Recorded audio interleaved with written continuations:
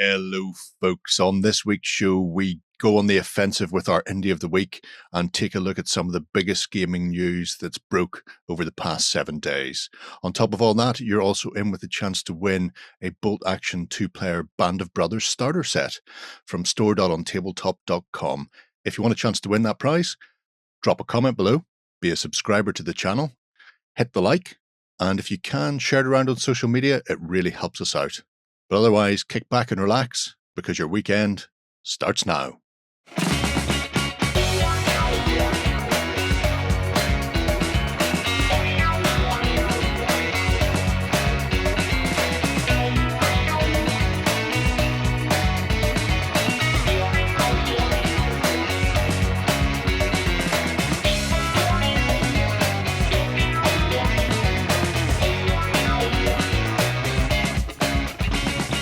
Hello, everybody. We're back for another week's worth of gaming news. And we are going to be kicking things off in a little while with our favourite part of the show. But first, we have a little bit of housekeeping. UK Games Expo, Ben. Yeah, so UK Games Expo coming up soon. They've put in all their sort of requirements stuff on the website if you want to go and check it out. But it's going to be awesome. We're going to be there. Well, me, Free, Justin and John are going to be there running around, talking to everybody, showing what's going on at the event. But they also announced that this week they are doing their sort of short list of voting for this year's awards. So you're able to click through if you're lazy like me and you want to go and find it over on their website, and you'll find a drop-down list of all the different sort of games that they've been covering and have been nominated. So all you've got to do is sign up to the website and then you can choose your favorites from the selection that is available. I have already been looking through this and being, it'll be interesting for Imperium to win. I think that would be very cool. I also quite liked the stuff that they've got through for Stargrave. I think that's really awesome. And I know that, Gerry, you're probably going to be going, Vaesen? Vote for Vaesen? Everyone vote for Vaesen? You'll find it right here in the middle, just in the role-playing game. Just right there, Cal. Yeah. I also thought it was cool seeing things like Stuffed Fables has got its expansion getting through, which is pretty cool. Escape the Dark Sectors in there as well, a favourite from us as well, which is quite nice.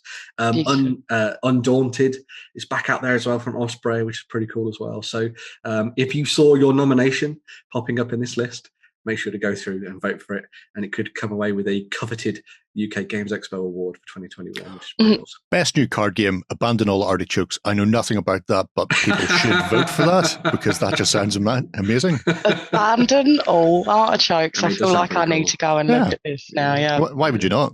No. Yeah. So also, Village Green is also very good in that category. Very, very twee game. Very nice. Sweet to see. And there are still tickets available. I believe they've opened up some more tickets. Yeah, so the tickets available. They've also put in, as I say, loads of precautions and stuff to make it so that it's nice and safe for everybody when you are there. They've got masks and everything. They're going to be doing tests and things on the first day you arrive and things as well. So everything has been done to make sure that it's going to be the safest event possible for everyone. So going to be very, very fun.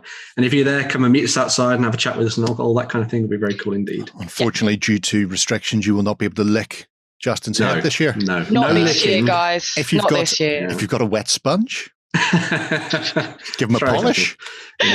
Or you can blow a kiss from afar. I'm sure he'd take it. Social distancing kisses. It's all good. But that should be a fun-filled weekend, I believe. I shall be sitting in the studio with Warren, keeping an eye on what you're up to. Yeah, so we're going to be doing some live stuff during the weekend. So you guys over in the studio are going to be sitting there, checking out all the videos we've been doing, talking about stuff and sharing what's going to be happening over that weekend. So if you don't turn up on the Friday or whatever, and you want to go on the Saturday or the Sunday, you can make sure to head down and check it all out. So it's the most important part of the week. It's time for Indie of the Week. Oh, I love the soft tones, Gerry. Warren will come back next week and people will have it turned up for me. All of their eardrums will erupt. What is this? But this week we're going all offensive, Ben. We are. We're going offensive, but in the nicest way possible. So we're checking out offensive miniatures, which we have looked at in the past in the news because Warren got very, very excited about their Fallschirmjäger and Tank Riders. This was many moons ago. But we are returning to look at their extended collection of miniatures, which are great for historical wargamers. It's fun. So offensive miniatures, been around for a little while now. They cover a range of different sort of time periods. They do mostly sort of three main ones. So you've got Napoleonics, which is extensive, World War II, which is extensive, and then Near Future, which is mildly extensive, but very good maybe for the recent years we've had. But yes, we shall start with Napoleonic. It should be noted that all of these are 28 mil. Okay.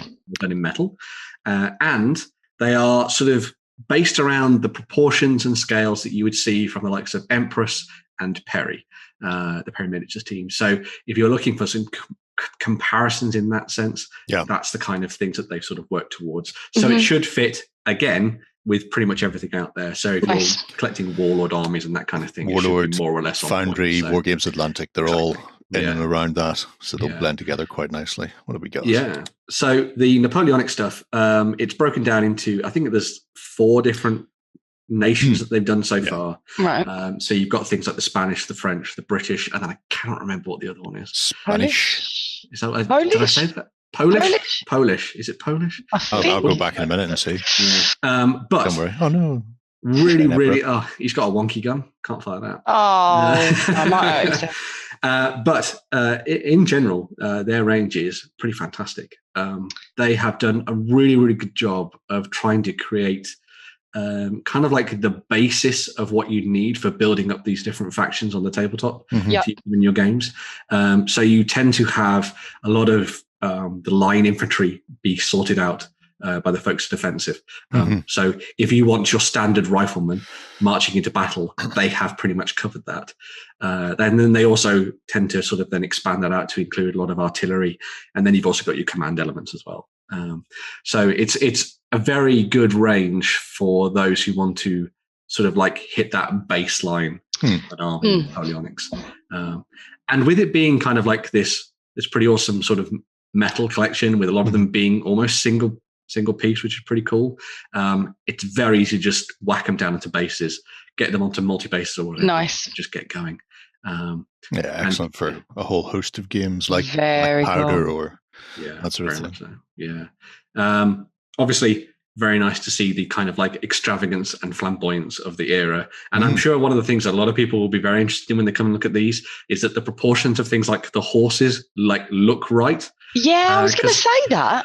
Yeah, because sometimes you see a lot of cavalry in games and they've kind of shaped to make them fit with the scale of the war game. They look a bit bubbly normally, a bit chunky. They actually look like real horses. But I think that they've actually done a really good job with this, especially in kind of like the stature and the musculature of the horses and stuff. Yes. Not that I will ever be painting these because sod painting horses.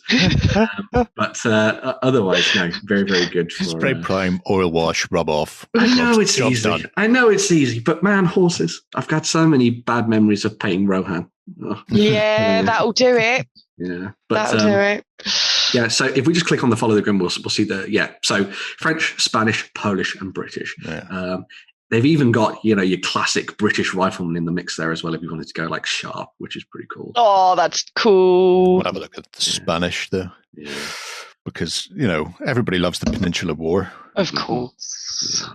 When they get a rum deal, the Spanish. They do. Yeah.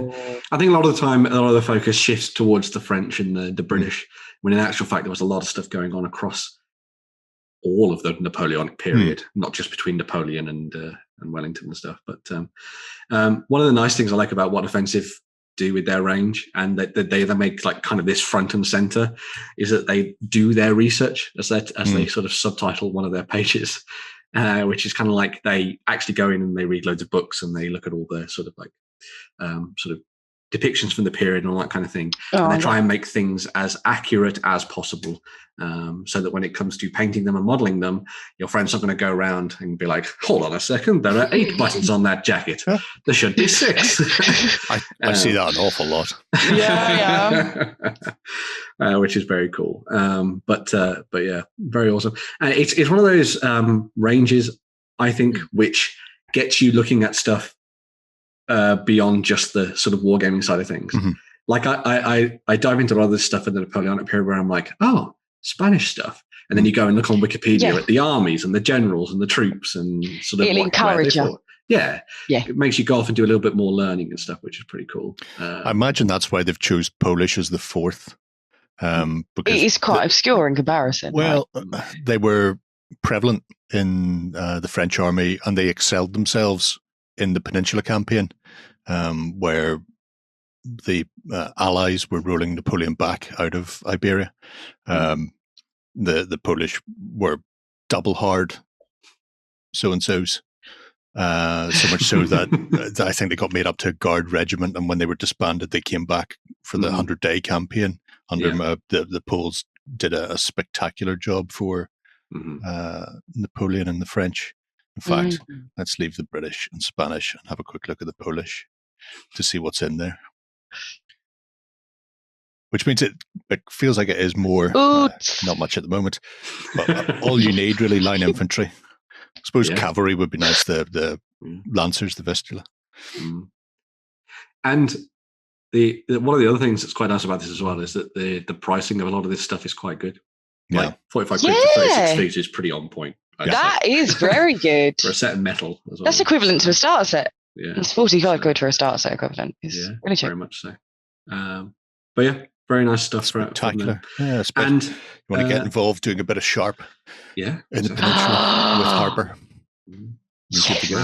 God, I love their hats.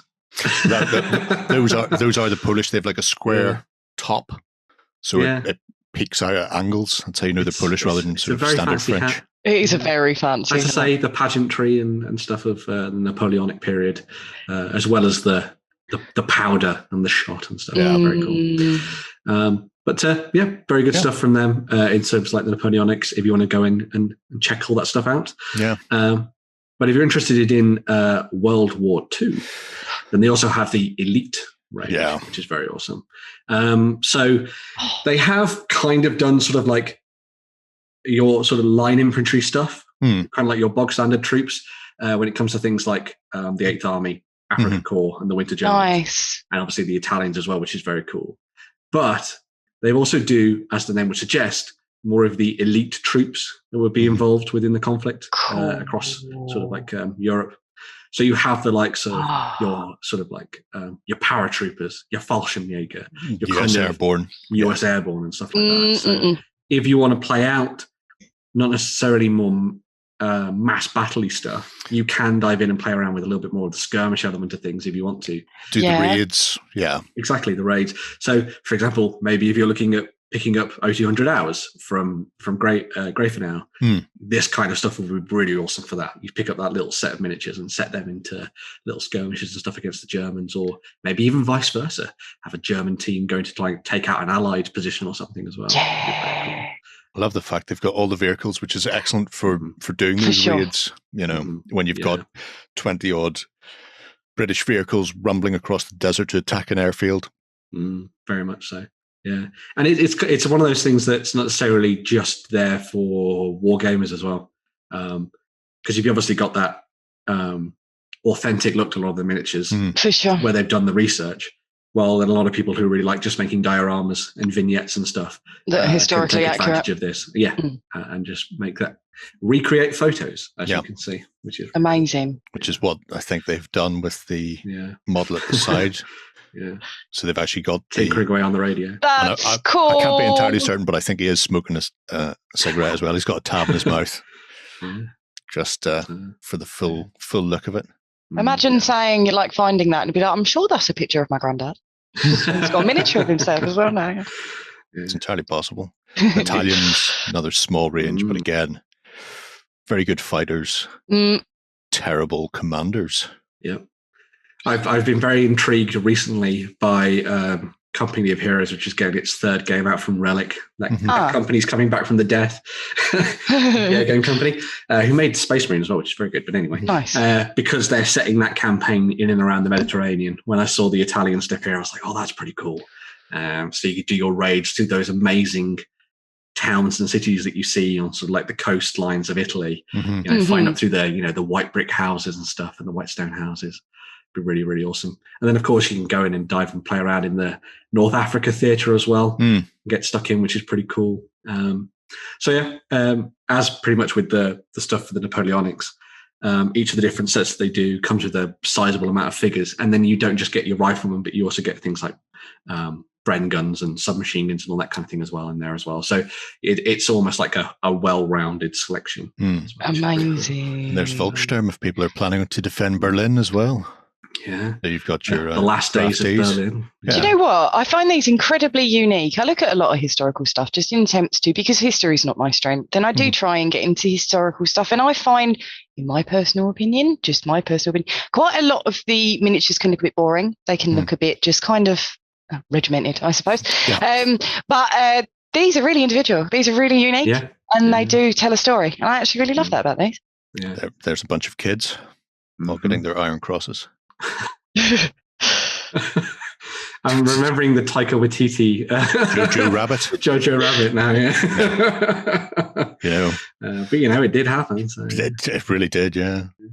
But I particularly like this because it's one of those things where like it's an element of that period that you don't necessarily see. As you say, Free, the character that's built into these is great because it allows you to tell stories that maybe you didn't really consider before and do a little bit of extra learning. Sure. It's like all the stuff that I can't remember who the guy who did it, but for the stuff for the Warsaw Rising and things, was it JT? Jamie Tranter. Yeah. Jamie Tranter. Like when he did all miniatures. When he did all that was amazing because he went away and did loads of research on sort of like how what happened in Poland and all that kind of thing as well. And then we saw Cromlech coming on board and doing some really nice stuff for Poland as well, which is kind of like really nice to see. So really nice to have like Offensive doing stuff like this as well, which is pretty cool. Yeah. Sticking with the elite stuff, if you're into kind of like maybe you're more of your like hoorah US stuff, you obviously have the Paras. So you've got the guys with that sort of very iconic haircut with the mohawk down the center and stuff, which is pretty cool. And then you're very sort of like characterful individual characters that you could use in your skirmish squads and stuff as well, which is somebody's been collecting souvenirs. Yep.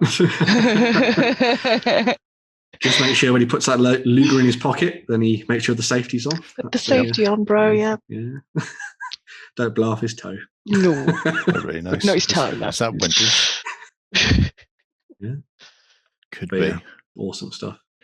The World War II range is absolutely beautiful. Stunning. It's a really nice, I suppose, close dive. Where you're not looking at the big armies. You are getting in there and going, well, these were elite individuals. You've got a small group of people doing extraordinary things across the war. And so having just this really individualized selection to pick from is an excellent way of doing it. The way that I quite like viewing this kind of thing as well is that even if you have a larger collection that's maybe made out of plastic and stuff, because these miniatures fit so nicely within that scale and proportion of a lot of maybe the kits that you get from Warlord, for example, you then use these to kind of give your units a point of difference from everyone else's at the table. So maybe if someone else has a British army as well, your British army has just slightly different characters in it and that kind of thing that are leading the way. Or maybe you add these in if you're going to be doing something more objective based. Yeah. And suddenly, that you're fighting over a guy who's wounded rather than just a token on the table or something, which is really cool. So sort of builds again into that kind of vignette style of play as well. So, and also very much more that scenario basis that you see a lot of historical wargaming based around, rather than it being just let's fight. It's there's normally a reason behind why you're doing something, or you're recreating a moment from the war or something, which is really cool. So sweet. And then leaving World War II. Leaving the World War II and heading to the modern era and beyond. We have some stuff for those people that like your near future and or very modern wargaming on the tabletop. A guy kicking a wheelie bin is very modern. Exactly. A guy with a rocket, not a flare up his arse, but a rocket. Glad you said that. This is Sparta on that wheelie bin. you know why he's doing that. This will teach the council. He's really annoyed that they removed all the metal bins, because then that means they've no longer got the bin lids to smash on the ground. That was the new reason the peace process started in Northern Ireland. The wheelie bins were just, plastic lids weren't the same. Yeah, but if you're setting up very kind of like tight-knit skirmishes or scuffles on the streets or something, maybe you're trying to do something set in a future where, the army are off fighting real big battles somewhere on the continent as the world collapses, and then civilization and the chavs I'm appreciating the tabs very with their much. Burberry caps, and suddenly the police have got to step in, or local security forces. Maybe these people are freedom fighters, and you want to change things around. COVID safe. So this is what I was just thinking. Yeah. Masked up, ready to take out some security forces and things on the tabletop. But yeah, I've seen a few of these pop up, and I keep getting confused because they look like baguettes. It is entirely possible that he has sharpened the point of the steel baguette. There was another one with a shorter baguette. There was, yeah. Maybe somebody's head. I was told in secondary school that one of my jobs that I could apply for was fence erecting. I didn't realise that I could then use that as a weapon, and the world started to go to chaos. So see another baguette. Yeah. So a very interesting range that is obviously a little bit more characterful. Maybe you could use it for something a little bit more tongue in cheek as well if you wanted to as well. Yeah, 7TV and things like that would be very good, spot on for it. But as well as obviously you've seen through this, you've seen a lot of that kind of like rioters and gang members and that kind of thing. They also do like a set of security forces or police with the riot shields and batons and that kind of thing as well, which is pretty cool. The hairy mob. Fair play to him if he's heaving a tire. I was going to say he's got a good arm on him if he's doing that. The facial expression is correct on that one. No war games. Very good. The irony. Hey, it's you, Gerry. I'm not entirely certain of what There's always a Gerry. I decide to go against war games. That's the time I got those sandals. When it all goes digital, that's when. That'll be it. That's it. When everything is app based. That's it. No more war games. That's the hairy mob. That's the hairy mob. When more war games disappear, this is what they will look like. I also quite like the idea of using these maybe as like a civilian mob in a game to play around with the scenarios that you're playing. So maybe you have two teams of individuals fighting over the streets or something, or maybe trying to achieve an objective or extract someone who's important. And then you have a gang or someone rebelling, charging through the streets, suddenly messing things up. And, it's not then easy for your team to break through and get to the other side and that kind of thing as well. Suddenly you've got to worry about being beaten around the head with a 2x4 or something as well. So, Gangs of Rome in the historic sort of pantheon have that mob mentality where you have mobs that go around and mobs can either be neutral or they can be very aggressive towards you depending on how things are kicking off. You can stampede mobs of people into your opponents if you line it up well. So doing something like that, playing a Walking Dead style skirmish game where you can at the beginning of the zombie apocalypse, and then you've chucking mobs of people out looting who are not afraid of who they're going to run over. No, because they've got their Burberry hats on. So. Very true. There's a lot of Burberry hats and Ugg boots. Yes, of course. Oh no! You don't mix Burberry and Ugg. What a terrible sartorial choice you've made there. Wow. Hey, I'm not saying I. Crocs, Burberry hats and Crocs. That's true. Yeah. Nowadays, North Face stuff, which is really annoying because I wear North Face stuff for going walking, and now I look like a yob. Oh yeah, it's hip now. It's cool to wear North Face, apparently. Ben, see, you are cool. I'm down with the kids. Yep. So. Down with kids. That's what I.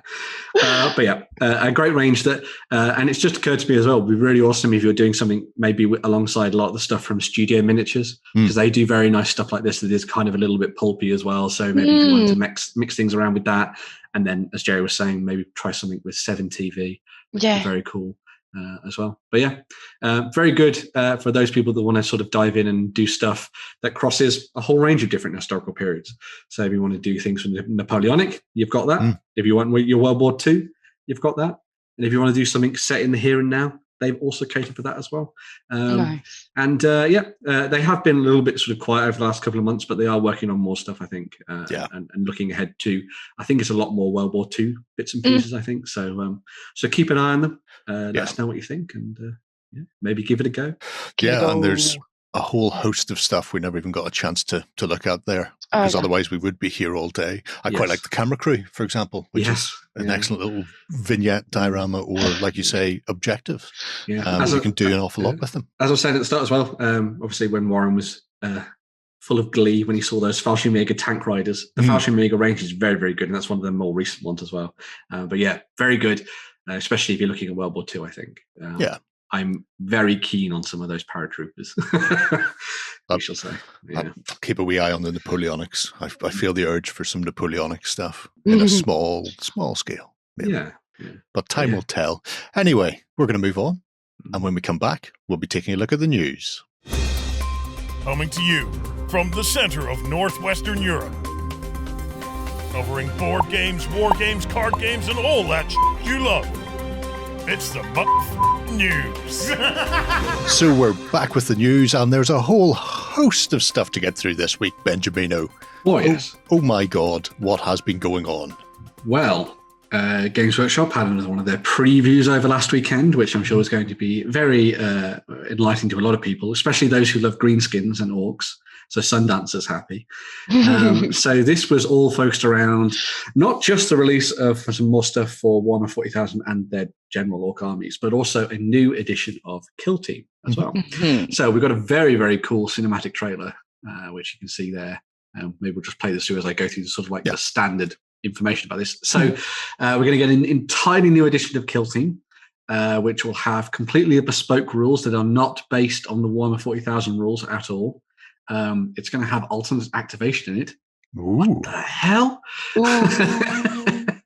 And the set is called Kill Team Octarius, and it is going to be a face-off between the Death Korps of Krieg and the Orc Commandos, as you can see here. So this was actually one of the animations that was done by one of the studios that is working with them on their Warhammer animation project. I like Whammamation. Whammamation. I was going to use that as the phrase from now. So very, very cool indeed. Showed off the orcs, absolutely loving themselves, having fun in the depths of some kind of hive city somewhere. And the Death Korps looking suitably ominous in their gas masks and stuff as well. Very, very cool indeed. Very cool.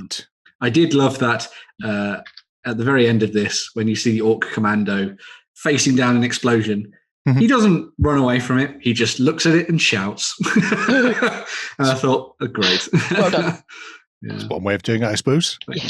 So the new kit, the new Kill Team kit is going to come with both of those squads for you to play with, as well as a whole host of orc trainers you can see there. You get that battle mat to play on. You get dice, you get the new rulers and the measuring sticks and stuff, which are all very bespoke to the game, so you have to buy them. And then you also get all the cards and stuff that you need to play as well. Looks pretty cool. Apparently it's more streamlined and easy to play, which sounds good. Although from a lot of people talking about things on their blog recently, I think it seems to be a lot more icon orientated, which will be very interesting. Right. But on top of obviously the whole set as a whole, we actually got to look at some of these really awesome new miniatures. So we got new Orc Commando Kill Team, as you can see there, armed with all manner of different weapons. There's even a little Gretchen, well, a grot with a little sort of grappling gun to find himself flinging him up on top of things, which is very cool. I quite liked the guy leading the force. I think he looks very awesome with his little cap on and the power claw. Oh, and then you've got the guy with the massive battering ram for smashing down doors, which I thought was really cool. A big red key, as the police would call it. And then you've also got the second set, which I think is really awesome because you've got the bomb squig, which is basically just loaded up with dynamite and all sorts of different things. Yes. That's where to go. Light the fuse, send him on his way. Exactly. Yes. And then possibly my favorite is the little SAS Commando Orc. Commando is nice. Yeah. With the little what do they call them? Beanie almost. Beanie hat, beanie hat. His little woolen cap.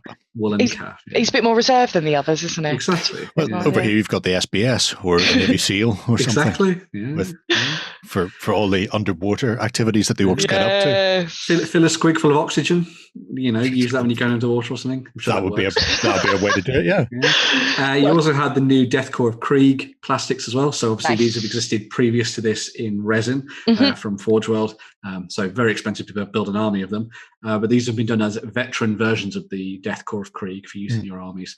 So it's not your typical line infantry, although of course you could just use them as stand-ins for anything in the Astra Militarum force, obviously.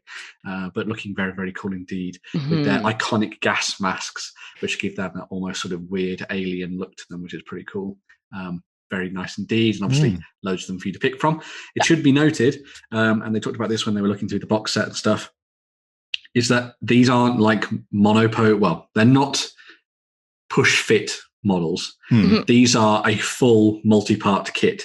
So the bodies seem to be like the base of the miniature, and then pretty much from that point on, arms, heads, accessories is entirely up to you. So even though you will have a bunch of kneeling guys, what you do with that is then very different depending on sort of how you play around with the kit stuff, which I think is what people really, really want for something which is more skirmish based, like Kill Team. Well, let's face it, people have been really, really wanting them for, I'm going to say, about 20 years. Yes. Which just goes to show that GW does listen to the community. Wow. They do take a while to act on it, but they heard your call for great coats and for Death Korps Krieg in plastic, and a mere 2 decades later, there they are. Yeah. Delivered. Absolutely. So that box set is going to be available in August, so not too far away. In the not too distant future, we're also going to be seeing the addition of these traditional orcs to your warbands as well. So the Beast Snaggers are getting an upgrade, as well as your traditional orcs as well. So leading the way, we have Mosrog Scragbad, which is just the perfect orc name. It really riding is. around on the Great White Squig. Yes. As he's called. Now, going to need a bigger bolter. Exactly. Very good. So that guy's a knob-sized orc, so he's big. That squig is also massive. It actually towers over other miniatures, which is pretty cool. Cool thing about Scragbad there, he actually was survived being eaten by a squigoth, and so that's why half of his body is entirely mechanical, which is pretty awesome. That's dead cool. Orcs are always the coolest. They really are. They're just a lot more badass, aren't they? Whatever they do, you're just like, yes. Fighting fungus. Yes. So as well as the named character, you've also got a couple of additional ones. So you've got the Beast Boss on the Squigosaur. Awesome name for a new squig, I think. Looking very awesome. Just needs some little tiny piddly arms on the front of that. Like a little T-Rex. See where you've got this. The little bolt-on. Just give him 2 tiny mechanical arms. Yeah. 2 little tiny. If you were going to put arms on him, though, you might as well give him proper ones. Oh, no, go full T-Rex. You've got to make him worthless. My strong hand, child. But as well as a version of him on the top of a Squigosaur, we've also got the Beast Boss on foot, who's looking equally amazing. Oh, yeah. A new big leader for you to use when you're putting together your Beast Snagger forces. I like that you're actually getting to see inside like the power claw and stuff with this guy. Yes. So you've got like the sort of skull and metal version of it there, which is pretty awesome. And then he's got a big, huge mechanical arm, because obviously a lot of the Beast Snaggers sort of retrofit themselves with bionics and stuff, which is awesome. And then on the top, if you'll notice, there's a little your man at the back, yeah. Exactly, because why does he need a ranged weapon when he can turn his squig into a gun? So his squig is now a targeting squig with a gun attached to it, which makes sense. Just perfect. So. The same as that targeting missile using pigeons. Yes. Yeah. Exactly. Yeah. The little squig points in that direction, then things explode. It's all great. I'm 100% behind that. Yes. So the Beast Snaggers have been very much inspired by like the Snakebite clan and stuff from Orc, the Orc background and stuff. And so a lot of their vehicles are based around that kind of like Maxian style speed freaky thing going on. So you have the likes of the big hunter rig there, which is pulled by that absolutely massive squig that looks more like a rhinoceros, looking very, very cool indeed. And then there's another version of that, which is called the Kill Rig, which actually has a psyker on the back of it. So even more Mad Maxian. You can, replace his open hands with guitars, and I think he'd be on point. Or maybe even some drumsticks for him to be drumming away on the top of that. He's got a big skull. Cool. Yeah. That. He needs a couple of copper staffs, maybe a couple of copper bang sticks, just something so he can earth himself every now and again. Exactly. Yeah. Although why would orcs worry about earthing themselves? It's the power of Gork and Warp flowing through them. Then I guess. Do you know, I was really optimistic for a second that there wasn't skulls on this. Then I just looked a bit deeper and there were everywhere. Oh, there's always a skull. There's always skulls. Yeah, I was like, hold on, there's no skulls hanging off. This is this Games Workshop, really? Yeah. Skulls. Yeah.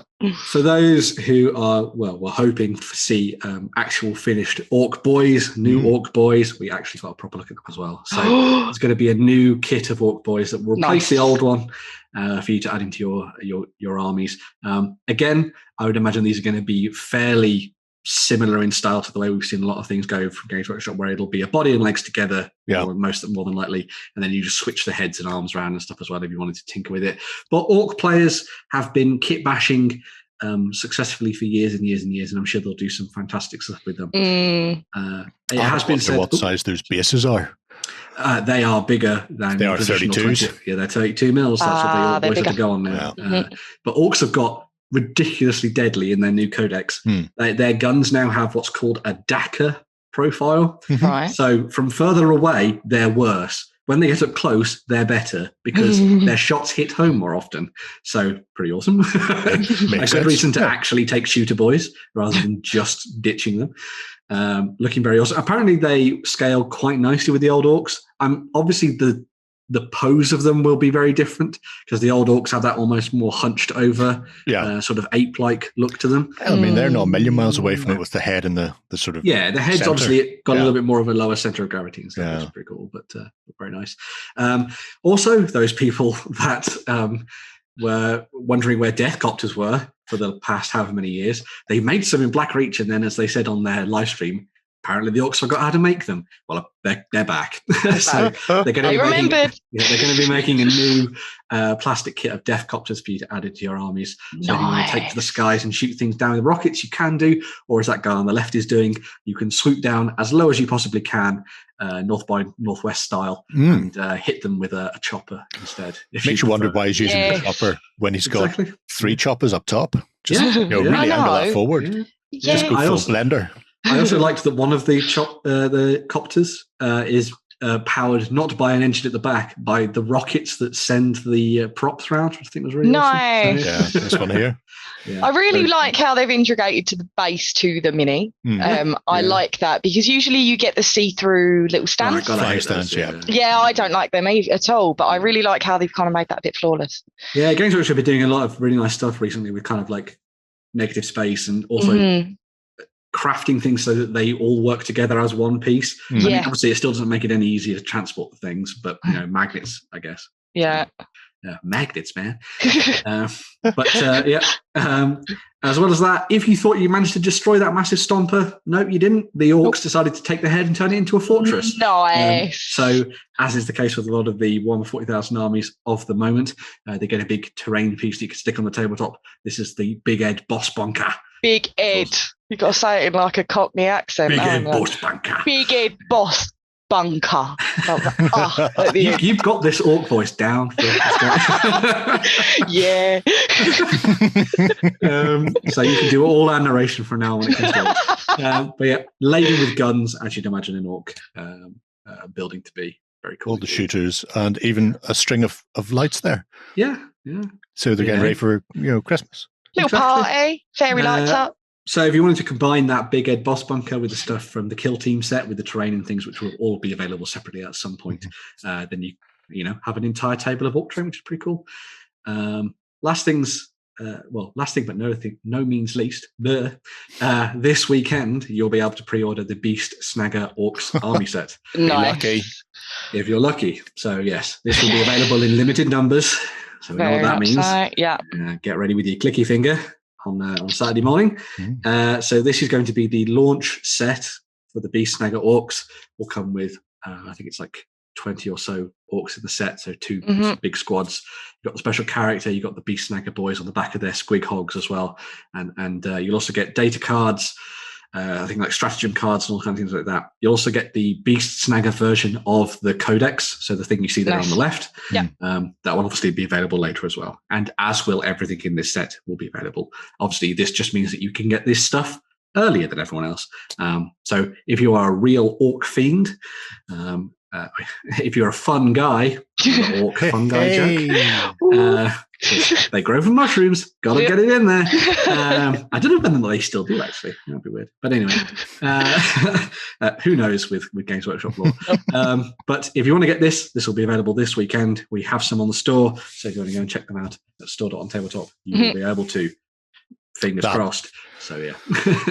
that kill team, the Death Korps of Krieg, is going to be a massive one. Oh, yes. I can't not see them come across into 40k. Yep. They're going to be making, as I say, everything available later on down the line. I think Kill Team in particular, I think is going to be really, really fun. I'm enjoying the idea of playing like very small scale games at 40k, but obviously 40k lends itself to playing at least a sort of more moderately sized game. But playing with actual individual troops and that kind of thing, I think Kill Team lends itself much more to that, as it has always, really, alongside things like Combat Patrol and stuff as well. So yeah, I'm eager to try it out. So that must be everything that GW could have talked about this week then. Surely. But wait, there's more. Always is. So on the other side of things, in the model realms, with Age of Sigmar, we also got to see the new starter sets that they were doing. So Dominion was the launch set for Age of Sigmar 3rd edition. These are the actual way that you'll be able to dive into the game. Try it out for yourself. Pardon me. Gork and Morka getting to me. Or maybe Nurgle. But this is 3 new starter sets that have been designed for Age of Sigmar 3rd edition that come with both Stormcast Eternals and Orruk War Clans in them. They are done at 3 different levels with 3 different price points, depending on who wants to dive into it. So maybe if you've got kids, or maybe you're trying it out with the family, get one of the smaller ones with the Warrior step. Now, if you want to step things up a little bit more, get the Harbinger one. And then there's the Extremis one as well, which is a big way for you to dive in with some really awesome pieces of terrain. Each of the sets has been designed very much like they've done them in the past for Warhammer 40,000 9th edition, and also for the last edition of Age of Sigmar with Soul Wars, where you get the box that also turns itself into a little bit of a piece of terrain. You get the push fit kits for both sides. You also get then measuring rulers, dice, war scrolls, not data sheets because it's not 40k. And then you also get the rules in a little tiny A5 format, and then also some sort of tips for getting stuck into the game as well, which is pretty cool. So you've got, as you can see there, you've got the Warrior starter set, which is probably the one that I'm going to just sort of like test the waters of 3rd edition with, I think. Pick it up, paint up some of the characters in a sort of like a grimdark style. I think it'll be pretty cool. As I say, very good if you're getting sort of younger games into it because it's not too expensive. Then as things level up, you add new units and new characters in with the Harbinger set, which just comes with more models in it, basically, for you to dive into as well, which is pretty neat. And then the final one is the Extremis set, which comes with the same miniature components as the Harbinger set, but they've also replaced, obviously, the box lid terrain with that plastic terrain, as you can see there, which is sort of formed around the idea of the crusading armies of Sigmar heading out into the mortal realms to sort of re-establish its civilization. Reminds me of an emperor I once knew. Yeah, very cool. So if you're looking to dive into Warhammer Age of Sigmar, then you've got some new options to do so. And then if you're painting all of this, they've also put together some paint sets as well. Nice. So these are all going to be available, as I say, in the next couple of weeks or so. They are very busy with orcs, I think, at the moment, but it shouldn't be too long till these hit the tabletop. But you've got the sort of paint and toolkit, which comes with everything you'd need to paint Orruk War Clans and Stormcast Eternals, as well as a handy-dandy file, a clipper for cutting things off sprues. Don't twist them off, as I used to do when I started, and then be like, why are there extra bits? And there's also a paintbrush in there as well. Interestingly, as people have pointed out, no contrast paints in this set. So that's a good point. Going for a slightly more of a kind of like traditional painting scheme that they're probably going for with these, which is pretty cool. But, you know, base layers and washes is all you really need if you're going to make a army-ready, a tabletop-ready army. So, yeah, very cool. I think it makes sense. If you introduce people with contrasts before they get used to using regular paints, and then they grab a regular paint at some point down the line, what the hell is this? It's an easier to step from traditional painting methods into contrast and vice versa. I think so, yeah. You've then also got 2 sets which are dedicated to both forces. So you've got the Stormcast Eternals paint set, which comes with everything for them. And then you also get the basing paints as well, which is pretty cool. I am a big fan of Stirland Mud. Very good. Gritty paint. And then you also have the Gut Rippers set as well for the Orruk War Clans, which again comes with complementary paints for them. So yeah, if you're diving into Age of Sigmar for the first time, then these are pretty good options for those people who want to get started. Maybe pick up that Warrior set and maybe the paint set as well, with the tools and stuff in it as well. You've got pretty much everything you need to get started. A lot of people complain about Games Workshop stuff, but you've got to say they've managed to get kind of like a very holistic approach to the hobby, as I like to say. So as expensive as it is, there are very, very good entry paths into Games Workshop and getting stuck into it. So, But last, no whippy sticks anymore. Just little. No whippy sticks. You don't get to hit your friends with whippy sticks anymore. Clear plastic rulers instead. That's not half as much fun. Although run those between someone's fingers. Some cuts. Paper cuts. Yeah. Vicious stuff. No. Don't need to poke out eyes. That's what glasses were good for. They couldn't poke out your eyes with sticks. There you go. Sure thing. So then, that didn't happen at my local Games Workshop. No, certainly not. Oh, well. Yeah. Say nothing casual. Nobody wants some sort of lawsuit 20 years after the fact. Leave all that in the past. Yes. Right. Free. What's been happening? Warcradle Studios have released a really exciting trailer. So they've outlined the next massive product that's coming to Dystopian Wars.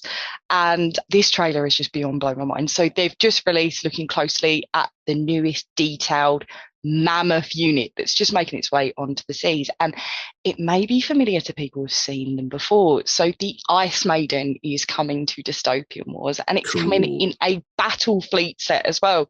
So it's the biggest box that's been released since the Hunt for Prometheus, the 2-player starter set, which was out at the beginning of the year. And this release, which is coming in August, will have a whole Imperium fleet for players to grow and collect. And obviously, if you want to enhance your Imperium faction further, you can. But if you're just a kind of collector that wants to dip in or want a chance to get started here's a really good place to get started. So they've made some tweaks and transformed the Ice Maiden.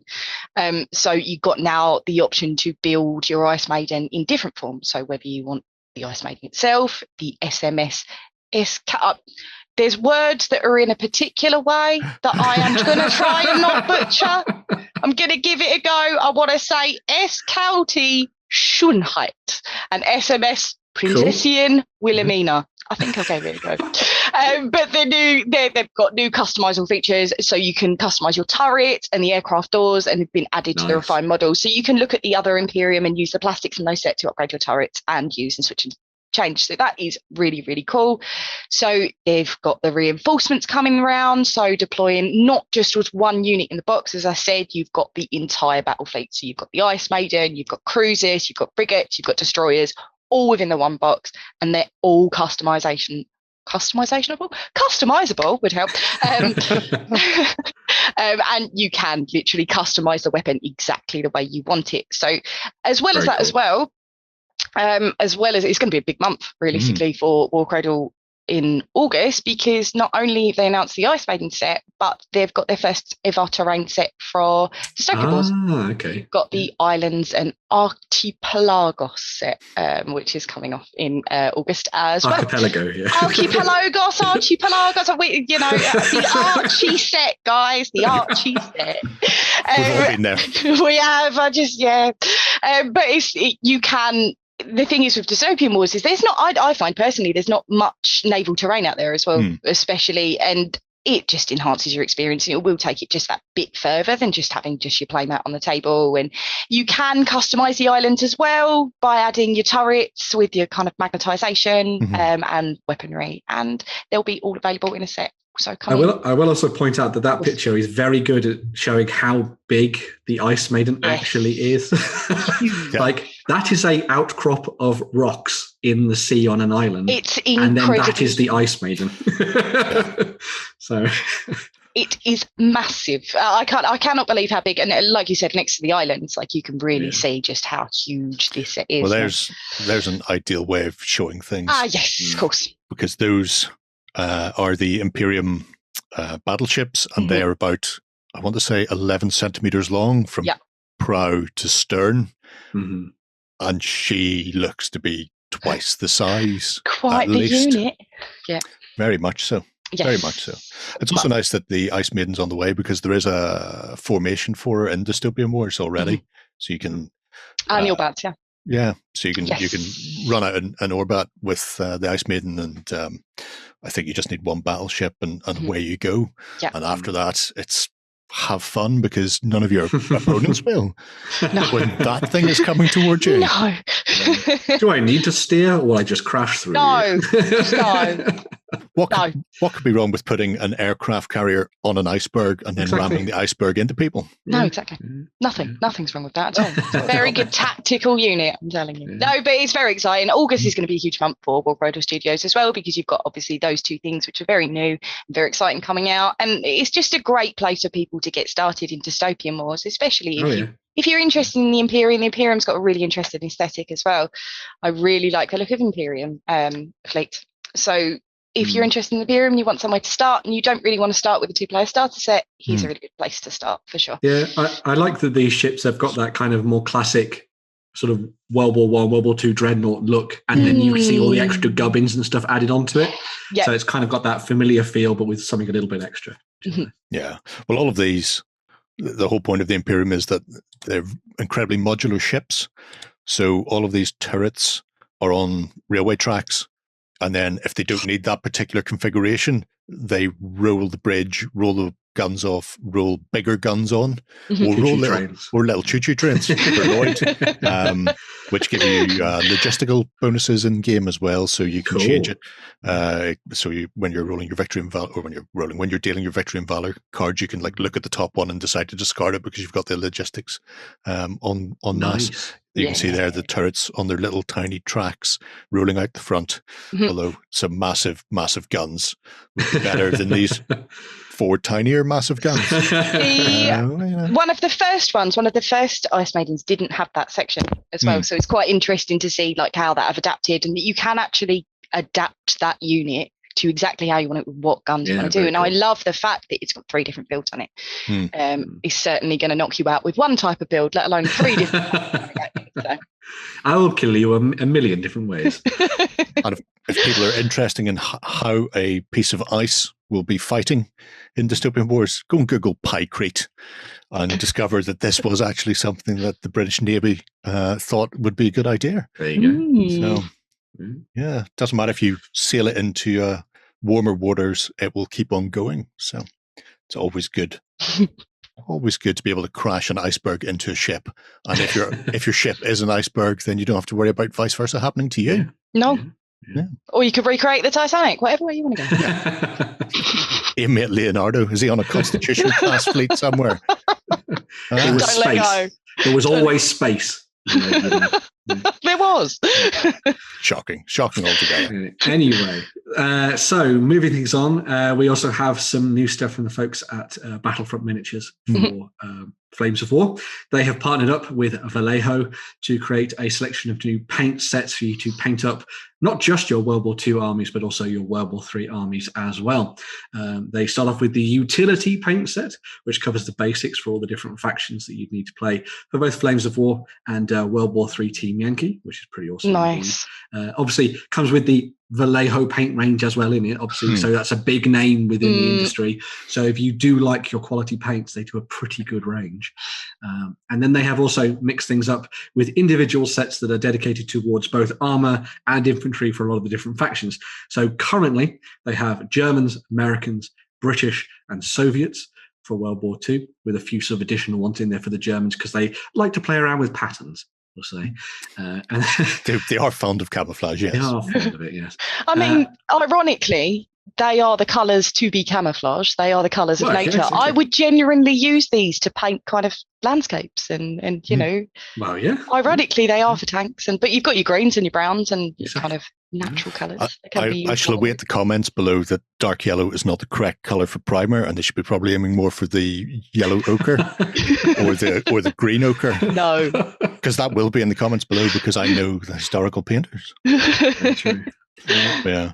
It's lovely to see these coming. Yeah. And so on the Team Yankee side of things as well, we've also got some stuff for World War III. So you've got sets for the Americans, the British, and the Soviets. So if you want to paint up your badass heavy armor with all that additional technology and stuff, then you can do that as well. As I say, all taken from the Vallejo range. So if you then ended up wanting to get additional ones to sort of suit all of these, just go back and look at the Vallejo range in its totality and pick some stuff up for yourself. So yeah. Very cool. Very, very handy, especially the Colours of War book that was released is back to using the Vallejo colours. I know a few years ago they swapped them out and started using, I don't know if it was still Vallejo paint, but they started naming them Games Workshop-y. It was like 8th Armor Sweat and, Stalingrad Dust and stuff. Russian Boot. Which was interesting for painting what they wanted you to paint. But when you're attempting to color match and do things like that, it was aggravating, to say the least. I like to be able to go khaki, it's khaki. Sweet, yeah. Simple. Move on, I have been told they don't come in bullet bottles anymore. No, they're back to the standard Vallejo bottles, which is an 18mm dropper bottle. Oh, wow. So very handy. Yes. Although not as nice looking. But you can't have everything. Keep your old bullet bottles in decant. That is the key. So, Free, what's up next? There is an incredibly popular board game. I think if you have you played Machi Koro, either of you? I have played Machi Koro. I think a lot of people have played Machi Koro, and there is a Machi Koro 2 coming out. So this autumn, it's going to be, being told, an extra layer of gameplay being added. So it's ready to be pre-ordered now. So if you haven't played the first Machi Koro, what I enjoyed is you're kind of like a mayor of a town, and you want to grow this town. So you're going to grow the shops, the restaurants, the attractions. You've got to roll the dice, take location cards, and grow realistically.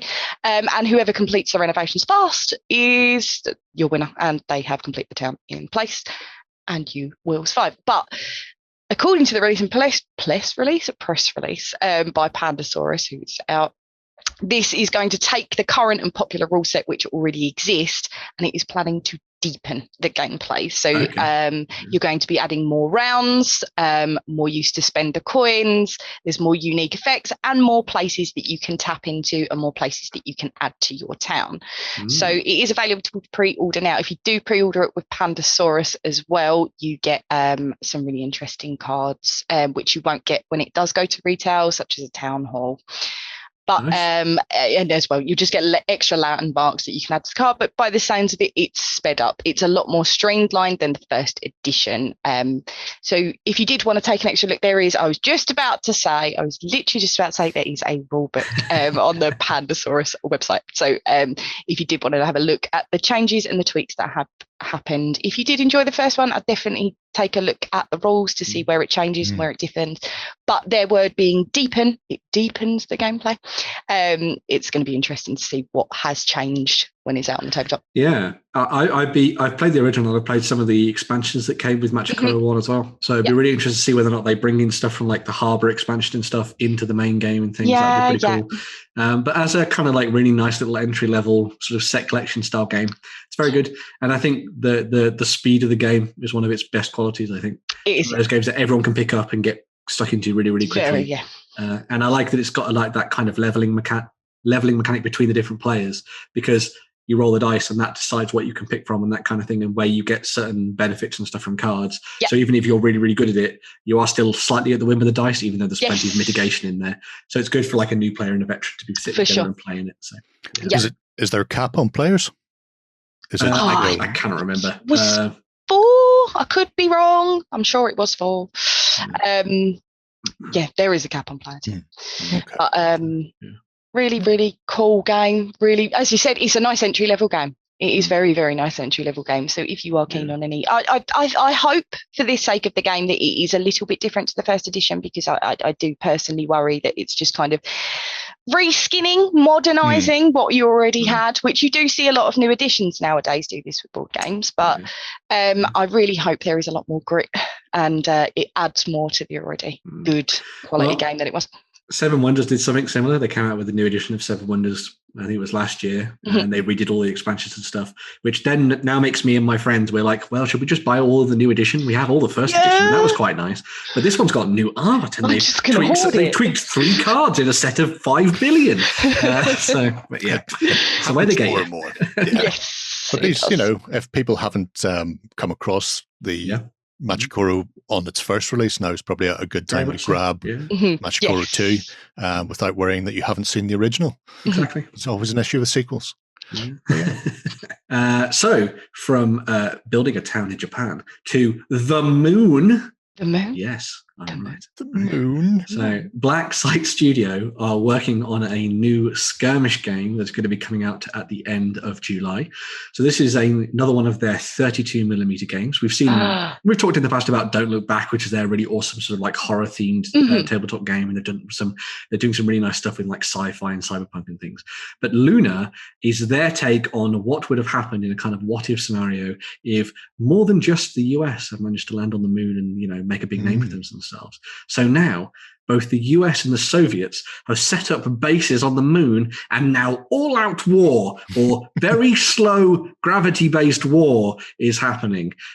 So in this game, you will play as both the US and the Soviets in the initial set, with your team of astronauts who've been sent up to defend facilities. And you'll be fighting it out in close combat, a little bit of range, and of course anti-gravity, or low gravity anyway, flying around trying to protect each other. This core set, as I say, is going to be out at the end of July, but they're going to be doing additional expansions, which will include the Chinese, who are heading up to the moon as well, which is very cool. And they're also going to be doing more moon terrain and some additional scenarios and stuff as well. So if you want to add your Chinese moon men into the mix, you can do. Or maybe your Soviet or US moon men. Oh, the moon men. All the moon men. All the moon men. I just think if I were to move, I'd just have to do about 10 backflips before I land it again, just to feel the moon. All I can think of is the very, very slow fights on the moon in like Superman. Things that should be moving very quickly, and it's just it's almost Austin Powers like. Oh yeah, it is an unusual setting, a novel concept for a game as well. Yeah, I love the figures. They're they're absolutely great. excellent. He appears to have a net grappling or a net gun. Because that's Pin the last them thing down you on want. the moon. Yeah. Well, I wasn't thinking. I was thinking net them and then swing them round and round above your And head like fling them- Superman oh and my fling God, them into yeah. the sun. Yeah. It's a good idea. Yeah. It's a great idea. Yeah. I'd be amazing on the moon. Then you can add in the additional expansion where there are Transformers just over the ridge and they come and get you afterwards. So, yeah. Dark side. Well, the worst part is when you go round there, they find a big Nazi moon base. That's true. Ah, as yeah, well. of course. Yeah. I go full, Of course, full that's iron, on the moon. Yeah. full iron sky. Oh, they won't see that coming. The Russians and Americans, with their lunar rovers and all sorts of nonsense. Yeah. No. So, as I say, this is going to be out sort of the end of July. Now, it is slightly hard to get hold of a lot of this stuff from Black Site Studios without a reasonable amount of expense, because obviously shipping it all around the world and that kind of thing from down under. But I will say that they have been working with Spectre recently to make it so that Don't Look Back will be shipped out from a warehouse in Nottingham, which is pretty awesome. Beautiful. So if you're looking to dive into that horror game, then that's a pretty awesome thing. This does mean that hopefully we'll see some extra stuff coming through from Black Site up into the UK, so there'll be a lot less of an issue with shipping and that kind of thing as well, which is pretty cool. And then obviously Black Site worked on some stuff for Spectre as well, doing their really awesome terrain for their starter set and things that we looked at a couple of weeks ago. So yeah, nice little partnership developing there, which is pretty cool. It's absolutely fantastic to see, because there's a lot of sensational companies in the Antipodes, and people rant and rave that they would love to buy it, but it's too expensive to ship. And if we can get a few more sort of combos like that, where they have a base in the UK or Europe, just to sort of lighten the load on that, it would help both. Very much so. It would help the gamers and also help the companies sort of spread their game a bit more as well. So, especially when you're seeing weird and wacky. I mean, who would have thought a horror slasher game on the tabletop, or a moon battle game in the 80s? You know, why not? No, of course. Nuts. So it's great stuff. Yeah. We have one more piece of news then. We do. I have come to bargain. Because Atomic Mass Games are bringing Mystics and the Might of Dormammu to Marvel Crisis Protocol very, very soon. So in Q3 of this year, you're going to be able to play around with a whole host of new characters and expansions for Marvel Crisis Protocol. If you've been missing out on all of the mystical arts from Doctor Strange because you had that one figure but you wanted more, then there are major new models coming out for all of this. So you're going to get Doctor Strange, Clear, Mordo, the Ancient One, and that's where my knowledge stops. Then Dr. Voodoo and Hood are also getting added into the mix, which is pretty awesome. And as you've noticed in the trailer there as well, the astronomically huge Dormammu. Now, Thanos was big. Dormammu is rightly pretty freaking epic in this, and obviously towers over the tabletop when you're playing with him, which is pretty awesome.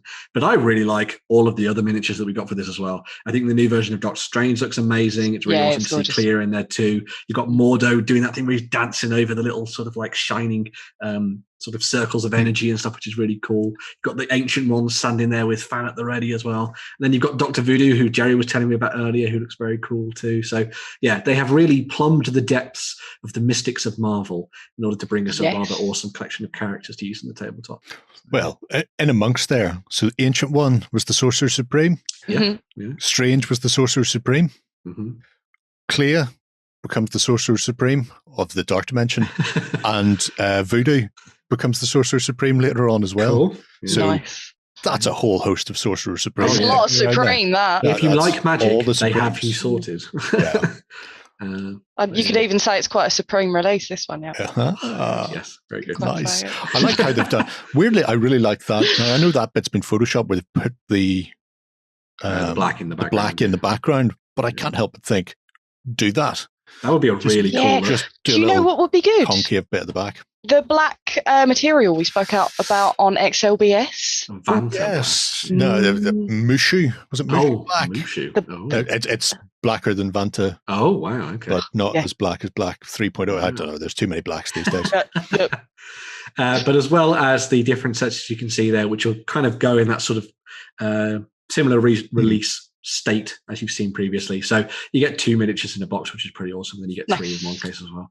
But then you've also got the terrain set as well, which gives you the Sanctum Sanctorum.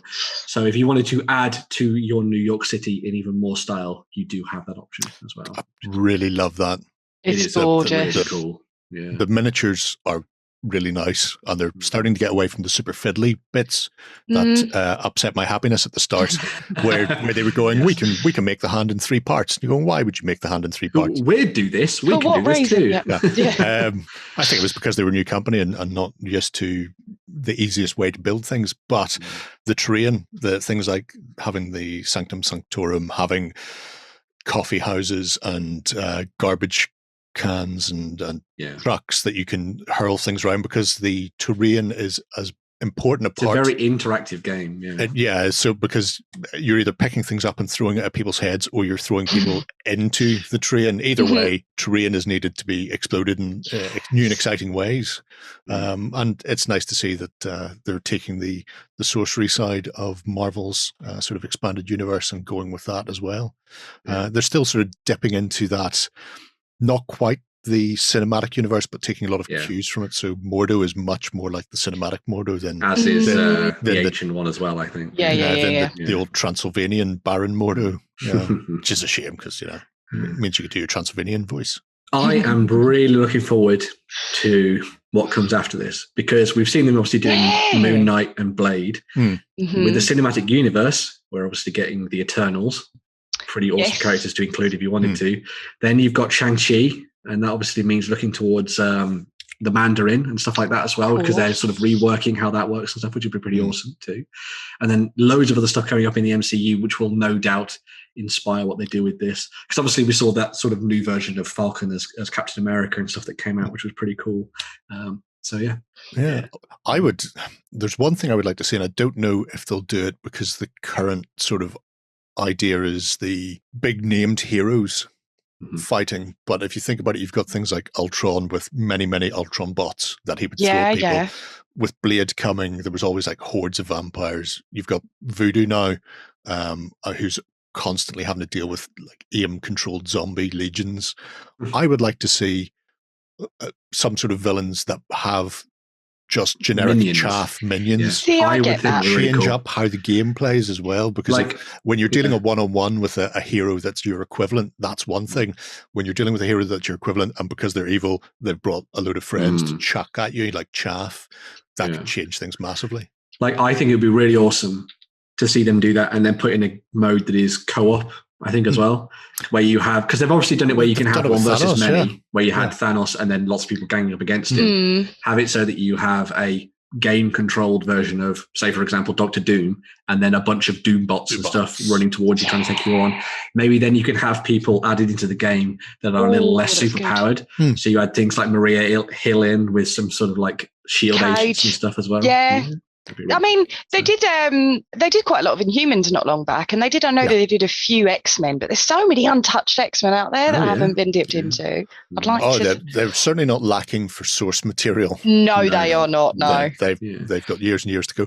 But the fact that they aren't just going, here are the big names, and then we get nothing but a year of X-Men releases, which I know some people go, why are we not getting a year of X-Men releases? But dropping in your Ghost Riders or dropping in your Dr. Voodoo or I'm sure he was called Brother Voodoo. I wonder if he's changed his name. I've not read it in years. Anyway, but having these ones that are coming from more the fringes, or maybe ones that a lot of Marvel fans will know, but people who aren't mad into the comics will go, oh, that's intriguing, or that's different, or I didn't expect to see that type of character on the tabletop. I think it kind of has a similar effect to what we were talking about earlier with offensive miniatures, where like you see something you've never seen before in history and you go and research that theatre of war in those countries. Same thing with something like this. You see things from, Marvel Comics or, Star Wars, because obviously Atomic Mass Games do some cool stuff for that as well. And you go, oh, I haven't seen that show yet. I'll go and watch that, or I'll go and look up on the wiki of what that alien is or what that character is from Marvel and how they mix in with my favourite characters and stuff. And so, very cool. Very cool. Excellent stuff. Well, that wraps us up for the news for another week. Ben can now get his breath back, and we're going to take a swish. When we come back, we'll be having a look at 3D printing, because they tell me it's the shiz. Lloyd.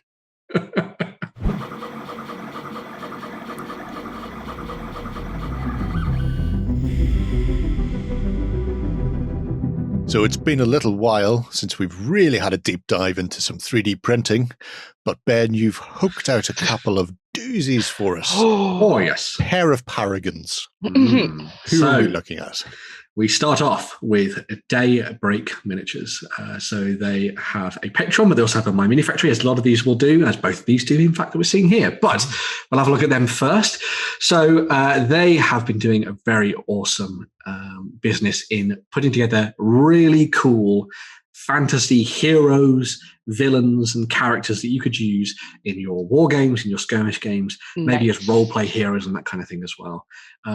There is a real kind of sort of slant, I guess you'd say, towards creating slightly more comic booky, over the top, epic looking heroes, rather than your sort of like standard sort of like Elmore style heroes. For example, if you were thinking about traditional D&D, some of the newest ones, as you're seeing here, are these like very cool, almost like Dragonborn looking characters that kind of play around with the idea of reptilians and do it sort of like in a little bit more of that draconic salamander look, which I think is really cool.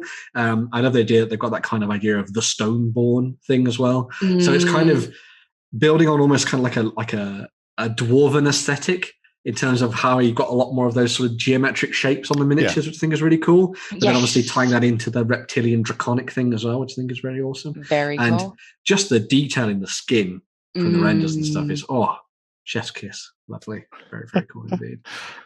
But yeah, they don't just do the sort of reptilian draconic stuff as well. They also do, and this is where the kind of like epic fantasy stuff sort of falls into place. They do kind of very Warcraft-esque heroes as well. So there are lots of orcs, big hulking sort of Minotaur tower end style creatures, elves, humans, dwarves as well in the mix too, that all could be used to kind of either lead your armies into battle or perhaps use as characters, as I was saying, in your role-playing games. They also do these very, very nice busts, as Gerry's just checking out here, which is nice, especially if you're more into the painting side of things than you are the sort of gaming side, which I think is really cool. But yeah, a lot of these, especially the ones you're seeing here, I think would be really nice if you're putting together a little bit more of like a chaosy force on the tabletop, as demonstrated by the stretched face. Oh, that's what I said. Wow, over. Yeah, that's cool. So if you want to get into your snarling badger, Reign of Hell? Oh yeah, Reign of Hell. These would be great for that. Yeah, the beasts of hell, very much so. I particularly like these because if you've been looking at the Games Workshop Beast game for a while and been very saddened by the quality of the sculpts that are now very, very old, play around with these and set these in. I mean, you know, that's a big portal in the center of hell that these big, massive beastmen control, perhaps, you know. Very cool. So, yeah. Sweet. Gorgeous. Beat people to death with a big bit of stone. You've also got these, which are very cool. You've got elves in there as well. So, oh, look at that elk. That was a nice looking elk. Yeah. Kind of mixing together sort of the aesthetic and the sort of longer ears of sort of like blood elves from World of Warcraft. Big eyebrows. The big eyebrows as well, those big fancy eyebrows. Everyone loves those. Mm-hmm. And then you've got sort of like kind of like mixing in sort of the feel of like Lothlorien and Rivendell in there classic too. elves, Some Lord of the Rings as well. So a very nice set if you want to try and play around with sort of over the top epic fantasy elves. Zelda-like. Yes, as well, actually. Yeah. She looks like a horrendous banshee lady who I know and despise, and she'll be taken out and clapped to death. I know her. Well, somebody spent many hours in WoW, yes. Might have done.